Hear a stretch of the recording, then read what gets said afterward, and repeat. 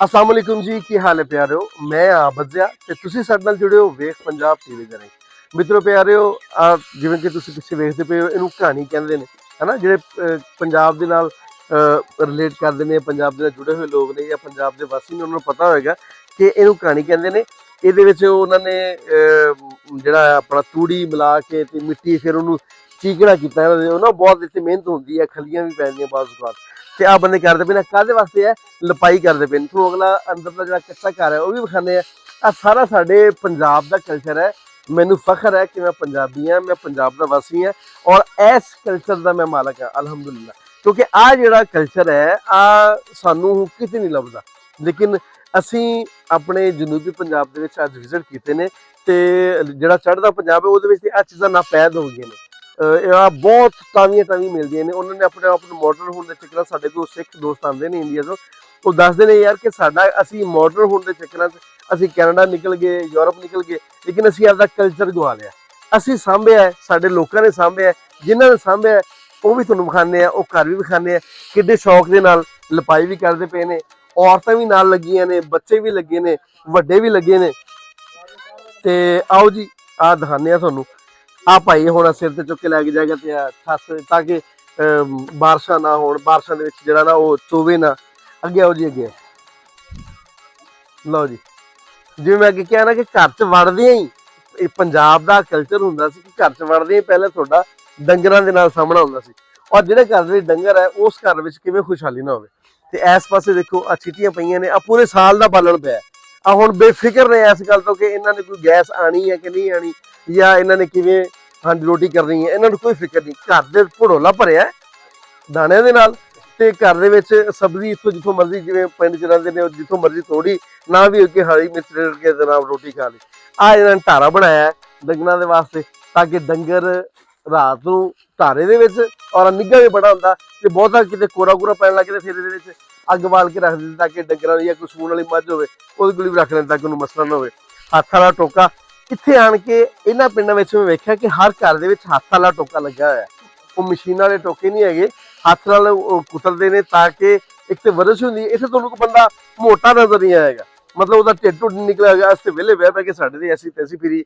ਆ ਦੇਖੋ ਜੀ, ਆ ਲੈ ਸਾਈਨ ਪੰਜਾਬੀ ਦਾ, ਪੰਜਾਬ ਦਾ ਸਾਈਨ। ਆ ਦਾਤਰੀ ਪਈ ਹੈ, ਪੱਠੀ ਵੱਢਦੇ ਨਹੀਂ ਆ ਸਾਰੀ ਬਾਤ, ਤੇ ਉਹ ਨਾ ਪਾਉਂਦੇ ਨੇ। ਕੱਚੀਆਂ ਕੰਧਾਂ ਕਿੱਡੀਆਂ ਸੋਹਣੀਆਂ। ਤੇ ਆ ਦੇਖੋ ਘਰ ਦੇ ਵਿੱਚ ਜਿਹੜਾ ਰੁੱਖ ਲੱਗਿਆ ਹੋਇਆ, ਘਰ ਦੇ ਵਿੱਚ ਦਰਖਤ ਲੱਗੇ ਨੇ। ਆ ਵੀ ਇੱਕ ਇਹਦਾ ਵੀ ਬੜਾ ਇੱਕ ਰਿਵਾਜ ਹੁੰਦਾ ਸੀ ਪਹਿਲੇ, ਹੁਣ ਬਹੁਤ ਸਾਰੀ ਜਗ੍ਹਾ ਤੇ ਘੱਟ ਕਰਤਾ ਲੋਕਾਂ ਨੇ। ਉਹਦੀ ਵਜ੍ਹਾ ਆ ਕਿ ਲੋਕ ਕਹਿੰਦੇ ਨੇ ਯਾਰ ਕਿ ਪੱਕੇ ਘਰ ਹੋਣੇ ਚਾਹੀਦੇ ਨੇ, ਫਰਸ਼ ਹੋਣੇ ਚਾਹੀਦੇ ਨੇ। ਲੇਕਿਨ ਰੁੱਖਾਂ ਦੇ ਨਾਲ ਗਰਮੀਆਂ ਦੇ ਵਿੱਚ ਵੀ ਸਕੂਨ ਹੈ, ਸਰਦੀਆਂ 'ਚ ਵੀ। ਜਦੋਂ ਤੁਹਾਨੂੰ ਮਤਲਬ ਜਿਹੜੇ ਪਰਿੰਦੇ ਇੱਥੇ ਹੋਣਗੇ, ਤੁਸੀਂ ਸੁੱਤੇ ਪਏ ਹੋ, ਉਹਨਾਂ ਦੀ ਆਵਾਜ਼ ਆਣੀ ਤੁਹਾਡੇ ਕੰਨਾਂ, ਜਦੋਂ ਤੁਸੀਂ ਉਹਦੇ ਨਾਲ ਉੱਠਣਾ ਨਾ, ਤੁਸੀਂ ਹਸ਼ਾਸ਼ ਵਿਸ਼ਾਸ਼ ਬਿਲਕੁਲ ਤੰਦਰੁਸਤ ਤਵਨਾ। ਤੇ ਗਰਮੀਆਂ ਦੇ ਵਿੱਚ ਇੱਥੇ ਬੈਠ ਕੇ ਆਪ ਵੀ ਬੀਬੀ ਇਸ ਘਰ ਦੀ ਮਾਲਕ ਜਿਹੜੀ ਉਹ ਵੀ ਬੈਠੀ ਹੈ, ਆਂਢੋ ਗੁਆਂਢੋ ਵੀ ਆ ਗਈ, ਨਾਲੇ ਇੱਥੇ ਕੰਮ ਕਰੀ ਜਾ ਰਹੀਆਂ ਤੇ ਨਾਲੇ ਗੱਪਾਂ ਮਾਰੀ ਜਾ ਰਹੀਆਂ। ਜੇ ਕਿਸੇ ਦੀ ਕੋਈ ਸ਼ਾਦੀ ਵਿਆਹ ਹੈ ਤੇ ਉਹਨਾਂ ਨੇ ਜਨਾਬ ਇੱਥੇ ਰਜ਼ਾਈਆਂ ਲੱਗਣੀਆਂ, ਕੁੜੀ ਦੀ ਸ਼ਾਦੀ ਹੈ ਨਾ, ਤੇ ਉਹ ਸੀਤੀਆਂ ਜਾ ਰਹੀਆਂ ਨੇ। ਤੇ ਉਹ ਜਨਾਬ ਇੱਥੇ ਘਰ ਦੇ ਵਿੱਚ ਬੁਲਾ ਲਿਆ, ਦੁਪਹਿਰ ਦੀ ਰੋਟੀ ਉਹਨਾਂ ਨੇ ਇੱਥੇ ਖਾਣੀ ਹੈ। ਤੇ ਉਹਨਾਂ ਨੇ ਕੋਈ ਹੱਥੋਂ ਹੱਥੀ ਨਾ ਕੋਈ 5 7 10 ਬੁੜੀਆਂ ਬੈਠੀਆਂ ਨੇ, ਉਹਨਾਂ ਦੇ ਜਿੰਨੇ ਵੀ ਬਿਸਤਰੇ ਨੇ ਉਹਨਾਂ ਨੇ ਥੋੜੇ ਜਿਹੇ ਟਾਈਮ ਦੇ ਵਿੱਚ ਉਹਨਾਂ ਨੇ ਸਾਰੇ ਨਿਬੇੜ ਕੇ ਦੁਪਹਿਰੇ ਮਾਰਨੇ। ਤੇ ਹੋਰ ਵੀ ਕੋਈ ਕੰਮ ਹੈ ਤੇ ਮੇਰਾ ਖਿਆਲ ਹੈ ਵੇ ਕਿ ਤੁਹਾਡੇ ਪਿੰਡ ਵਿੱਚ ਹਜੇ ਵੀ ਇੰਜ ਹੋਏਗਾ ਕਿ, ਬਲਕਿ ਤੁਹਾਡੇ ਕੋਲ ਅਸੀਂ ਪੁੱਛਦੇ ਹਾਂ ਕਿ ਜਦੋਂ ਇੱਥੇ ਕੋਈ ਸ਼ਾਦੀ ਵਿਆਹ ਹੁੰਦਾ ਤੇ ਜਿਹੜੇ ਘਰ ਵਾਲੇ ਦੀ ਸ਼ਾਦੀ ਵਿਆਹ ਜਾਂ ਕੋਈ ਖੁਸ਼ੀ ਗਮੀ ਹੈ, ਉਸ ਘਰ ਨੂੰ ਕਿੰਨੀ ਕੁ ਪਰੇਸ਼ਾਨੀ ਹੁੰਦੀ ਹੈ, ਜਾਂ ਆਸੇ ਪਾਸੇ ਵਾਲੇ ਕਹਿੰਦੇ ਨੇ ਪਰੇਸ਼ਾਨੀ ਹੋਣਾ ਵੀ ਮੈਂ ਤੇਰੇ ਨਾਲ ਆ, ਮੈਂ ਕਰਵਾ ਦਿੰਦਾ ਨਾਲ। ਉਹਦੇ ਵਾਸਤੇ ਇਹ ਹੈ ਕਿ ਜਿਹਦੇ ਘਰ ਅਗਰ ਅੱਲਾ ਨਾ ਕਰੇ ਕੋਈ ਪਰੇਸ਼ਾਨੀ ਆ ਜਾਂਦੀ ਹੈ, ਉਹ ਘਰ ਵਾਲਾ ਘਰ ਆਰਾਮ ਨਾਲ ਬਹਿ ਜਾਂਦਾ ਹੈ। ਪੂਰੀ ਬਸਤੀ ਦੇ ਲੋਕ ਨੇ ਜਿਹੜੇ ਉਹ ਰਲ ਮਿਲ ਕੇ ਉਹਦੀ ਪਰੇਸ਼ਾਨੀ ਦੇ ਵਿੱਚ ਸ਼ਾਮਲ ਹੁੰਦੇ ਨੇ ਔਰ ਉਹੀ ਸਾਰਾ ਕੰਮ ਸੰਭਾਲਦੇ ਨੇ। ਬਿਲਕੁਲ ਸਹੀ। ਖੁਸ਼ੀ ਦੇ ਵਿੱਚ ਵੀ ਐਵੇਂ ਹੀ ਹੈ, ਗਮੀ ਦੇ ਵਿੱਚ ਵੀ ਹੈ। ਦੇਖੋ ਆਹੀ ਸਾਡੇ ਪੰਜਾਬ ਦੀ, ਆਹੀ ਸਾਡੇ ਕਲਚਰ ਦਾ ਵਾਧਾ ਹੈ ਕਿ ਅਸੀਂ ਕਿਸੇ ਦੇ ਉੱਤੇ ਬੋਝ ਨਹੀਂ ਪਾਉਂਦੇ। ਸ਼ਹਿਰਾਂ 'ਚ ਹੁਣ ਕੀ ਹੁੰਦਾ ਹੈ, ਉੱਥੇ ਆ ਹੁੰਦਾ ਕਿ ਨਾਲ ਦੇ ਨੂੰ ਨਹੀਂ ਪਤਾ ਹੁੰਦਾ ਕਿ ਇਸ ਘਰ ਦੇ ਵਿੱਚ ਕੋਈ ਮਰਿਆ ਹੈ, ਕੋਈ ਜੰਮਿਆ ਹੈ, ਕੋਈ ਵਿਆਹ ਹੈ, ਕੋਈ ਗਮੀ ਹੈ, ਕਿਸੇ ਨੂੰ ਨਹੀਂ ਪਤਾ ਹੁੰਦਾ। ਉਹ ਅਗਰ ਕਿਸੇ ਦੇ ਕੋਈ ਫੌਤ ਹੋਵੇ, ਉਹ ਬਿਲਕੁਲ ਟਾਈਮ ਦੇ ਟਾਈਮ ਆਉਂਦੇ ਨੇ। ਅੱਛਾ ਯਾਰ, ਅੱਲਾ ਦਾ ਹੁਕਮ ਹੀ ਅੱਲਾ ਦੀ ਰਜ਼ਾ ਹੋ ਰਿਹਾ, ਸਾਰੇ ਰਲ ਮਿਲ ਕੇ ਕਰ ਰਹੇ ਨੇ। ਆ ਕਿਸੇ ਇੱਕ ਘਰ ਦੇ ਨਹੀਂ ਹੈਗੇ, ਮੁਖਤਲਿਫ ਜਿਹੜੇ ਉਹਨਾਂ ਦੇ ਯਾਰ ਬੇਲੀ ਨੂੰ ਵੰਗਾਰ ਤੇ ਬੁਲਾ ਲਿਆ ਯਾਰ ਕਿ ਮੇਰਾ ਕੰਮ ਹੈ, ਕੱਲ ਨੂੰ ਕਿਸੇ ਉਹਨਾਂ ਦਾ ਕੰਮ ਹੋਏਗਾ ਤੇ ਉਹ ਵੀ ਜਨਾਬ ਉੱਥੇ ਪਹੁੰਚਣਗੇ। ਇੱਥੇ ਉਹ ਸ਼ਾਦੀ ਵਗੈਰਾ ਵੀ ਮਤਲਬ ਜਦੋਂ ਸਰਦੀਆਂ 'ਚ ਹੁਣ ਆ ਗਈ ਨਾ, ਤੇ ਹਰ ਘਰ ਦੇ ਵਿੱਚੋਂ ਹਰ ਕਿਸੇ ਨੇ ਬਿਸਤਰੇ ਲੈ ਆਣੇ ਨੇ ਵੀ ਜਿਹੜੇ ਮਹਿਮਾਨ ਆਏ ਉਹਨਾਂ ਨੂੰ ਪਰੇਸ਼ਾਨੀ ਨਾ ਆਵੇ। ਬਿਲਕੁਲ ਬਿਲਕੁਲ। ਔਰ ਬਿਸਤਰਾ ਵੀ ਉਹ ਕੱਢ ਕੇ ਦੇਣਾ ਜਿਹੜਾ ਅਨਲੱਗ ਹੋਵੇ, ਬਿਲਕੁਲ ਜਿਹੜਾ ਸੋਹਣਾ ਬਿਸਤਰਾ ਹੈ ਹਨਾ, ਸਾਫ ਸੁਥਰਾ, ਬਿਲਕੁਲ। ਤਾਂ ਕਿ ਪ੍ਰਾਹੁਣੇ ਉਹਨਾਂ ਦੇ ਆਣੇ ਨੇ ਕੋਈ ਹਾਂਜੀ। ਦੂਜੇ ਸ਼ਹਿਰਾਂ ਦੇ ਵਿੱਚੋਂ ਦੂਜੇ ਪਿੰਡਾਂ ਵਿੱਚੋਂ ਆਹ ਨਾ ਕਹਿਣ ਯਾਰ ਕਿ ਇਹਨਾਂ ਦੀ ਕਿਸੇ ਨਾਲ ਬਣੀ ਨਹੀਂ ਹੋਈ। ਦੇਖੋ ਇਹ ਦਿਹਾਤੀ ਇਸ ਤਰ੍ਹਾਂ ਮਾਹੌਲ ਹੈ, ਦਿਹਾਤੀ ਮਾਹੌਲ ਦੇ ਵਿੱਚ ਫਿਰ ਇਹਨੇ ਇੱਕ ਦੂਸਰੇ ਦੀ ਹੈਲਪ ਕਰਨੀ, ਸਰ ਕਿਸੇ ਨੂੰ ਤੁਸੀਂ ਪਰੇਸ਼ਾਨੀ ਜੰਨਤ ਚ ਰਹਿ ਰਹੇ ਹੋ, ਯਕੀਨ ਕਰੋ। ਬਾਕੀ ਜਿਹੜੇ ਇਹਨਾਂ ਦੀ ਲੋਕ ਕੁਦਰਤ ਹੈ। ਇਸ ਮਾਹੌਲ ਦੇ ਵਿੱਚ ਰਹਿੰਦੇ ਨੇ ਨਾ, ਮੈਂ ਕਹਿੰਦਾ ਹੁੰਦਾ ਕਿ ਕੋਠੀਆਂ ਬੰਗਲਿਆਂ ਦੇ ਵਿੱਚ ਸਕੂਨ ਨਹੀਂ ਹੈਗਾ। ਨਹੀਂ ਹੈ ਸਕੂਨ ਉਸ ਜਗ੍ਹਾ ਤੇ ਹੈ ਜੇ ਤੁਸੀਂ ਕੱਚੇ ਘਰ 'ਚ ਵੀ ਬੈਠੇ ਹੋ ਨਾ, ਜੀ ਤੇ ਤੁਸੀਂ ਤੁਹਾਨੂੰ ਫਿਕਰ ਕੋਈ ਨਹੀਂ, ਪਰੇਸ਼ਾਨੀ ਕੋਈ ਨਹੀਂ, ਤੇ ਤੁਸੀਂ ਦੁਨੀਆ ਦੇ ਸਭ ਤੋਂ ਵੱਡੇ ਅਮੀਰ ਆਦਮੀ ਹੋ। ਤੇ ਜੇ ਤੁਸੀਂ ਕੋਠੀਆਂ 'ਚ ਤੇ ਰਾਤ ਨੂੰ ਗੋਲੀਆਂ ਫੱਕ ਕੇ ਸੌਣਾ ਹੈ ਤੇ ਉਹਦਾ ਕੀ ਫਾਇਦਾ? ਉਸ ਦੌਲਤ ਦਾ ਕੋਈ ਫਾਇਦਾ ਨਹੀਂ ਨਾ। ਤੇ ਜੇ ਤੁਹਾਡਾ ਦੁੱਖ ਵੰਡਾਉਣ ਵਾਲਾ ਕੋਈ ਨਹੀਂ ਹੈਗਾ, ਜੇ ਤੁਹਾਨੂੰ ਕੋਈ ਆ ਹੀ ਨਾ ਕਹੇ ਆ ਕੇ ਮੋਢੇ ਤੇ ਹੱਥ ਰੱਖ ਕੇ ਪਰੇਸ਼ਾਨ ਨਹੀਂ ਹੋਣਾ, ਮੈਂ ਹੈ ਨਾ, ਤੇ ਆਹ ਸਭ ਤੋਂ ਵੱਡੀ ਗੱਲ ਹੈ। ਫਿਰ ਦੇਖੋ ਜੀ ਕੋਈ ਦੂਸਰੇ ਦੇ ਇਹ ਫਾਇਦੇ ਹੈ ਨੇ ਵੀ ਹੁਣ ਕੋਈ ਮਹਿਮਾਨ ਆ ਗਏ ਨੇ ਜਾਂ ਕੋਈ ਮਸਲਾ ਹੋ ਗਿਆ ਤੇ ਨਾਲ ਦੇ ਹਮਸਾਏ ਨੇ ਇੱਥੇ ਆਵਾਜ਼ ਮਾਰੀ ਤੇ ਉਹ ਸਾਰੇ ਰਲ ਮਿਲ ਕੇ ਉਸੇ ਟਾਈਮ ਆ ਗਏ। ਕੋਈ ਪਰੇਸ਼ਾਨੀ ਹੈ ਤਾਂ ਵੀ ਸਾਰੇ ਇਕੱਠੇ ਹੋ ਗਏ। ਬਿਲਕੁਲ ਸਹੀ ਗੱਲ। ਤੇ ਕੋਈ ਮਹਿਮਾਨ ਰਿਸ਼ਤੇਦਾਰ ਆ ਗਿਆ ਤੇ ਉਹ ਦੂਸਰੇ ਭਾਈ ਘਰ ਹੈ ਜੀ, ਹਾਂਜੀ ਘਰ ਆ, ਮਕਸਦ ਹੈ ਇੱਕ ਦੂਸਰੇ ਨਾਲ ਮੰਜੇ ਡਾਲੇ ਆਰਾਮ ਸਬਜ਼ੀ ਨਾਲ ਬਣਾ ਗੱਪਾਂ ਕੇ, ਲਾਈਆਂ ਸਾਰਾ ਦਿਨ ਇਧਰੋਂ ਬੈਠੇ ਸਬਜ਼ੀ ਰਹਿਣਾ। ਬਣਾ ਕੇ ਲਓ ਜੀ ਅਸੀਂ ਆਪ ਗਏ, ਲਓ ਜੀ ਅਸੀਂ ਆਪ ਗਏ। ਬੜੀ ਗੱਲ। ਮਤਲਬ ਰੋਜ਼ ਵੰਨ-ਸਵੰਨੇ ਖਾਣੇ ਖਾਂਦੇ। ਸਾਨੂੰ ਜੇ ਅਸੀਂ ਕੋਈ ਇੱਕ ਤੋਂ ਦੂਜਾ ਖਾਣਾ ਖਾਣਾ ਤੇ ਅਸੀਂ ਕਹਿੰਦੇ ਯਾਰ ਕਿ ਉਹ ਜਿਵੇਂ ਹੋਟਲਾਂ 'ਚ ਬੁਫੇ ਸਿਸਟਮ ਲੱਗਾ ਹੁੰਦਾ ਨਾ, ਕਿ ਉਹ ਮਹਿੰਗਾ ਹੀ ਬੜਾ ਹੁੰਦਾ, ਤੇ ਇੱਥੇ ਤਾਂ ਜਨਾਬ ਤੁਸੀਂ ਰੋਜ਼ ਬੁਫੇ ਤੇ ਰੋਟੀ ਖਾਂਦੇ ਹਰ ਘਰ ਸ਼ਾਇਦ ਜਿਹੜੀ ਪੱਕੀ ਹੁੰਦੀ ਇੱਕ ਦੂਜੇ ਦੇ ਘਰ ਸ਼ਾਮ ਨੂੰ ਜਾਂਦੀ ਹੈ। ਕੀ ਬਾਤ, ਹਰ ਕੀ ਬੰਦਾ ਬਾਤ। ਜਿਹੜਾ ਹੈ ਵੰਨ-ਸੁਵੰਨੇ ਖਾਣੇ ਖਾਂਦਾ। ਲਓ ਜੀ ਆ ਸਾਰੇ ਬੱਚੇ ਖਲੋਤੇ ਨੇ, ਆ ਵੀ ਐਸੇ ਹੀ ਪਿੰਡ ਦੇ ਨੇ, ਇਹਨਾਂ ਕੋਲ ਪੁੱਛਦੇ ਨਾਮ ਕੀ ਬੇਟਾ ਤੇਰਾ? रोशनी ਰੋਸ਼ਨੀ। ਰੋਸ਼ਨੀ तो हो माशाल्लाह, बहुत रोशनी है। ਤੁਹਾਡਾ ਕੀ ਨਾਮ ਹੈ? रानी ਸਾਨੀਆ ਸਾਨੀਆ। ਤੁਹਾਡਾ ਕੀ ਨਾਮ ਹੈ? दिया ਜੀਆ। ਵਾਹ ਬਈ ਵਾਹ। ਤੁਹਾਡਾ ਕੀ ਨਾਮ ਹੈ? नताशा ਨਤਾਸ਼ਾ। ਤੁਹਾਡਾ ਕੀ ਨਾਮ? दीपा ਦੀਪਾ। ਉਹ ਜਰਸੀ ਨਹੀਂ ਪਾਈ, ਠੰਡ ਲੱਗ ਜੂਗੀ।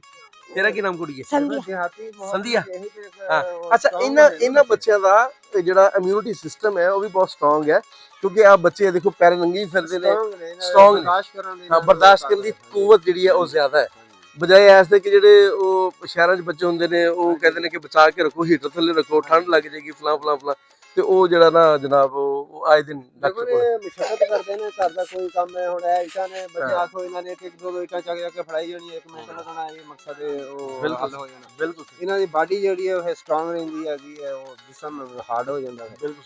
ਲਓ ਜੀ ਇਹਨਾਂ ਦਾ ਅਸੀਂ ਗੱਪਸ਼ਪ ਲਾ ਲਈ, ਹੁਣ ਮੈਂ ਤੁਹਾਨੂੰ ਰਸੋਈ ਮਤਲਬ ਜਿਹੜਾ ਕਿਚਨ ਹੈ ਉਹ ਖਾਣ ਲੱਗਾ। ਇਧਰ ਬੈਠਾ ਕੋਈ ਨਹੀਂ, ਹਾਂ ਬੈਠੇ ਹੋਣੇ। ਆਓ ਜ਼ਰਾ ਬਾਜੀ ਜ਼ਰਾ ਪਰਦਾ ਕਰਿਆ ਜੀ, ਕੋਈ ਗੱਲ ਨਹੀਂ। ਅੱਛਾ ਲਓ ਜੀ ਆਓ ਜੀ ਇੱਧਰ।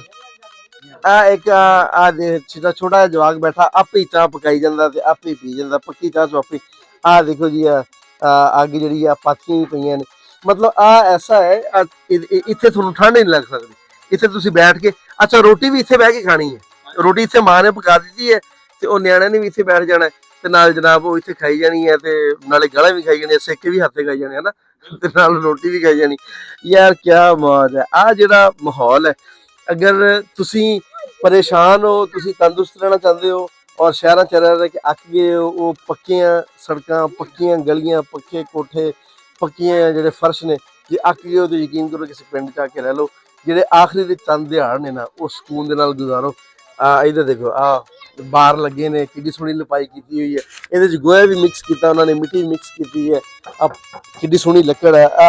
ਅੱਜ ਤੋਂ 50 ਸਾਲ ਹੋਰ ਨਹੀਂ ਆ ਜਾਣੀ, ਹਾਲਾਂਕਿ ਬਹੁਤ ਪੁਰਾਣੀ ਲੱਗਾ ਹੋਇਆ, ਲੇਕਿਨ ਦਰਵਾਜ਼ਾ ਖਰਾਬ ਨਹੀਂ ਹੋਣਾ, ਇੰਜ ਦਾ ਇੰਜ ਹੀ ਰਹਿਣਾ। ਲਓ ਜੀ ਇਹਦੇ ਨਾਲ ਹੀ ਅੱਜ ਦੀ ਜਿਹੜੀ ਵੀਡੀਓ ਹੈ ਇਹਨੂੰ ਅਸੀਂ ਮੁਕਾਉਂਦੇ ਹਾਂ, ਕਿਉਂਕਿ ਵੀਡੀਓ ਕਾਫੀ ਲੰਬੀ ਹੋ ਗਈ ਹੈ। ਉਮੀਦ ਕਰਦੇ ਹਾਂ ਕਿ ਤੁਹਾਨੂੰ ਪਸੰਦ ਆਈ ਹੋਗੀ। ਇੱਧਰ ਜ਼ਰਾ ਕੈਮਰਾ ਮਾਰਿਆ ਜੀ, ਔਰ ਅੱਜ ਜਿੰਨੇ ਵੀ ਭਾਈ ਕੰਮ ਕਰਦੇ ਪਏ ਨੇ ਇਹਨਾਂ ਨੂੰ ਵੀ ਜ਼ਰਾ ਵਿੱਚ ਵਿਖਾਓ, ਕਿਉਂਕਿ ਆ ਬੜੀ ਮਿਹਨਤ ਕਰਦੇ ਪਏ ਨੇ। ਔਰ ਭਾਈ ਨੇ ਅੱਗੇ ਦੱਸਿਆ ਕਿ ਇਹਨਾਂ 'ਚੋਂ ਮਜ਼ਦੂਰ ਜਾਂ ਮਿਸਤਰੀ ਕੋਈ ਨਹੀਂ ਹੈਗਾ, ਕੋਈ ਪੇਮੈਂਟ ਨਹੀਂ ਦੇਣੀ ਕਿਸੇ ਨੂੰ। ਆ ਸਾਰੇ ਜਿਹੜੇ ਨੇ ਨਾ ਆ ਵੰਗਾਰੀ ਨੇ, ਇੱਕ ਦੂਜੇ ਦੇ ਸਾਥੀ ਨੇ, ਯਾਰ ਦੋਸਤ ਨੇ, ਉਹਨਾਂ ਕਿਹਾ ਵੀ ਸਾਡੇ ਘਰੇ ਅੱਜ ਕੰਮ ਕਰਨਾ, ਉਹਨਾਂ ਕਿਹਾ ਜੀ ਅਸੀਂ ਹਾਜ਼ਰ। ਤੇ ਆ ਬਹੁਤ ਸੋਹਣੀ ਗੱਲ ਹੈ, ਇੰਜ ਦੀ ਸਾਂਝ ਹਰ ਜਗ੍ਹਾ ਤੇ ਹੋਣੀ ਚਾਹੀਏ। ਜੇ ਤੁਸੀਂ ਤੁਹਾਡੇ ਕੋਲ ਇੰਜ ਦੀ ਸਾਂਝ ਮੌਜੂਦ ਹੈ, ਜੇ ਇੰਜ ਦੇ ਯਾਰ ਮਿੱਤਰ ਪਿਆਰੇ ਤੁਹਾਡੇ ਕੋਲ ਮੌਜੂਦ ਨੇ, ਤੇ ਤੁਸੀਂ ਬਹੁਤ ਸੁਖੀ ਹੋ, ਬਹੁਤ ਅਮੀਰ ਹੋ, ਤੇ ਤੁਹਾਡੇ ਕੋਲੇ ਭਾਵੇਂ ਜੇਬ 'ਚ ਆਨਾ ਵੀ ਨਾ ਹੈਗਾ ਫਿਰ ਵੀ ਤੁਸੀਂ ਸੁਖੀ ਹੋ, ਤੇ ਫਿਰ ਵੀ ਤੁਸੀਂ ਦੁਨੀਆ ਦੇ ਅਮੀਰ ਤਰੀਨ ਲੋਕ ਹੋ। ਤੇ ਜੇ ਤੁਹਾਡੇ ਕੋਲੇ ਬੈਂਕ ਬੈਲੈਂਸ ਬਹੁਤ ਜ਼ਿਆਦਾ ਪਰ ਤੁਹਾਡਾ ਦੁੱਖ ਵੰਡਾਉਣ ਵਾਲਾ, ਤੁਹਾਡੀ ਆਵਾਜ਼ ਤੇ ਆਉਣ ਵਾਲਾ ਕੋਈ ਨਹੀਂ ਹੈਗਾ, ਤੇ ਉਸ ਦੌਲਤ ਦਾ, ਉਸ ਬੈਂਕ ਬੈਲੈਂਸ ਦਾ, ਉਸ ਕੋਠੀ ਦਾ, ਉਸ ਬੰਗਲੇ ਦਾ ਕੋਈ ਫਾਇਦਾ ਨਹੀਂ ਹੈ। ਲਓ ਜੀ ਇਹਦੇ ਨਾਲ ਹੀ ਅੱਜ ਦੀ ਗੱਲਬਾਤ ਨੂੰ ਮੁਕਾਉਂਦੇ ਹਾਂ। ਉਮੀਦ ਕਰਦੇ ਹਾਂ ਅੱਜ ਦੀ ਵੀਡੀਓ ਤੁਹਾਨੂੰ ਬਹੁਤ ਵਧੀਆ ਲੱਗੀ ਹੋਵੇਗੀ। ਆਪਣਾ ਤੇ ਆਪਣੇ ਆਲੇ ਦੁਆਲੇ ਦਾ ਰੱਖਿਆ ਜੀ ਢੇਰ ਸਾਰਾ ਖਿਆਲ। ਮੇਰਾ ਪਿਆਰ, ਮੇਰੀਆਂ ਮੁਹੱਬਤਾਂ ਤੁਹਾਡੇ ਸਾਰਿਆਂ ਦੇ ਨਾਲ। ਜਿਉਂਦੇ ਵਸੋ ਤੇ ਖਿੜ ਖਿੜ ਹੱਸੋ। ਰੱਬ ਰੱਖੇ।